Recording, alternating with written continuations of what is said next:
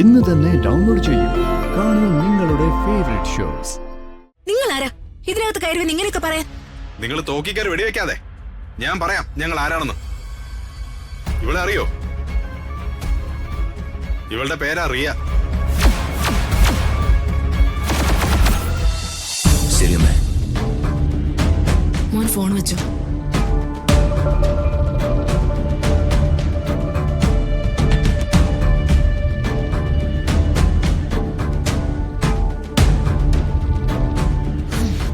അത് ശരി, ഷാരി എന്നൊരു ഓമന പേരും കൂടി ഉണ്ടല്ലേ അവൾക്ക്?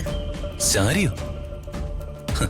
മഞ്ഞപ്പിത്തം ബാധിച്ചവർക്ക് എന്ത് നോക്കിയാലും അത് മഞ്ഞിച്ചിരിക്കുമെന്ന് ആരോ പറയുന്നത് ഞാൻ കേട്ടിട്ടുണ്ട്.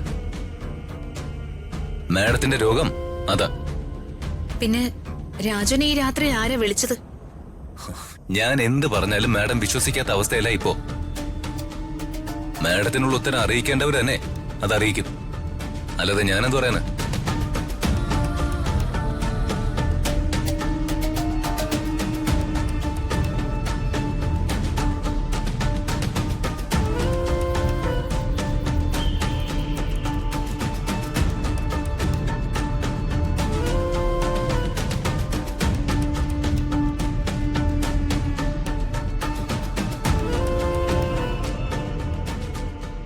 എത്ര സന്തോഷത്തോടെയും സ്നേഹത്തോടെയും ജീവിക്കേണ്ടതാ. തെറ്റെന്റെ ഭാഗത്തുണ്ട്. രാജ ഓരോ നിമിഷവും എന്നെ ചതിച്ചുകൊണ്ടിരിക്കുക.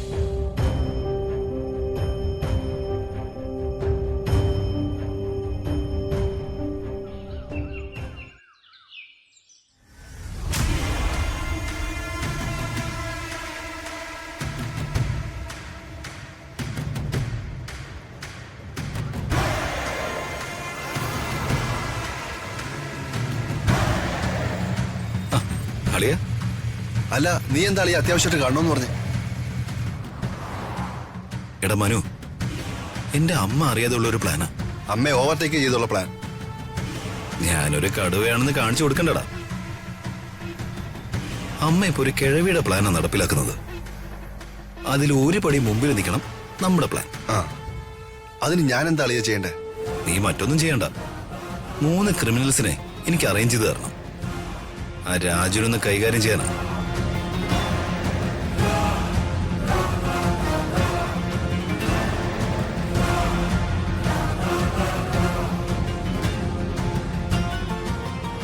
ഐഡിയ സൂപ്പർ അളിയ.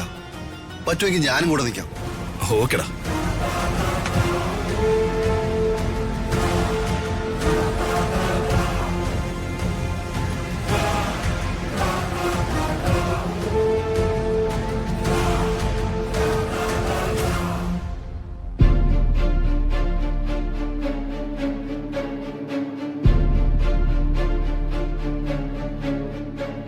മാഡം, ഈ ഫയല് പഠിച്ചിട്ട് ഇതിന്റെ റിപ്പോർട്ട്സ് തരാന്ന് പറഞ്ഞിട്ട് തന്നില്ല. എനിക്കിപ്പോ സൗകര്യപ്പെടില്ല. എന്തെങ്കിലും കുഴപ്പമുണ്ടോ?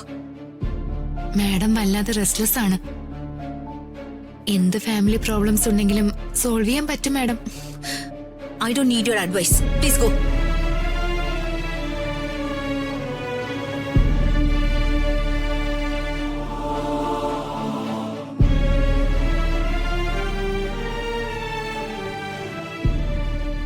എന്നാലും രാജു അങ്ങനെയൊക്കെ ചെയ്യോ?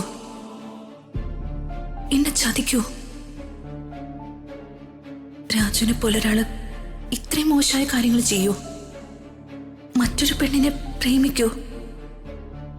അതോ ഇതൊക്കെ എന്റെ തെറ്റിദ്ധാരണകളാണോ? രാജുവിന് പറയാനുള്ളത് കേൾക്കാൻ അവസരം കൊടുക്കണമായിരുന്നു. എന്താ ചെയ്യേണ്ടത്?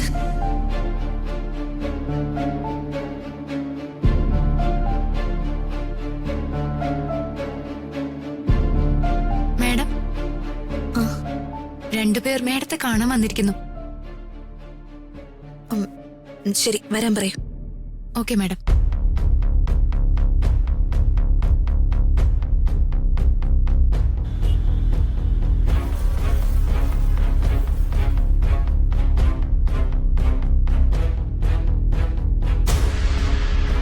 വാടി ഇങ്ങോട്ട്. ഇരിക്കെ. ഇരിക്കാനും നിങ്ങളുടെ സൽക്കാരം സ്വീകരിക്കാനും ഒന്നുമല്ല ഞങ്ങൾ വന്നത്. ഒരു കാര്യം പറയാനുണ്ട്, അത് പറഞ്ഞിട്ടേ പോവൂ. അല്ല, നിങ്ങളെന്തിനാ ഇത്രയും ദേഷ്യപ്പെടുന്നേ? ദേഷ്യപ്പെടുകയല്ല, കൊല്ലുകയാ വേണ്ടത്. ഇതൊരു ഓഫീസാണ്, കുറച്ചുകൂടി മാന്യമായിട്ട് സംസാരിക്കണം. ഞാൻ ഇത്രയൊക്കെ മാന്യതയും മര്യാദയും കാണിക്കുന്നതേ എന്റെ സംസ്കാരം കൊണ്ടാ. അല്ലെങ്കിൽ ഇതിനൊക്കെ റിയാക്ട് ചെയ്യുന്നതേ ഇങ്ങനെയല്ല, കായികമായിട്ടായിരിക്കും. എന്താ മിസ്റ്റർ ഓഫീസിൽ കയറി ഒന്ന് വെല്ലുവിളിക്കുന്നേ? ഞാൻ സെക്യൂരിറ്റി വിളിക്കും, ഇല്ലെങ്കിൽ പോലീസിനെ. നിങ്ങൾ ആരാ ഇതിനകത്ത് കയറി ഇങ്ങനെയൊക്കെ പറയാൻ? നിങ്ങൾ തോക്കിക്കയറി വെടിവെക്കാതെ. ഞാൻ പറയാം ഞങ്ങൾ ആരാണെന്ന്. ഇവളെ അറിയോ? ഇവളുടെ പേരാ റിയ.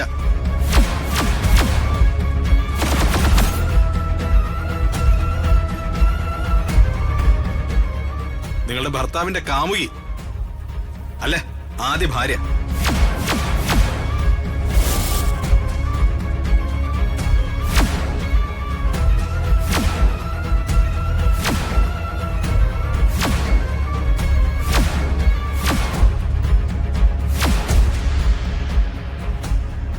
ഇവളെ ചതിച്ചിട്ട് അവനിപ്പോ മുങ്ങി നടക്കുക. നിങ്ങളുടെ ഭർത്താവ് രാജു കല്യാണം കഴിച്ച് കൂടെ കൂട്ടാന്ന് പറഞ്ഞ് വർഷങ്ങളായി ചതിച്ചുകൊണ്ടിരിക്കുക.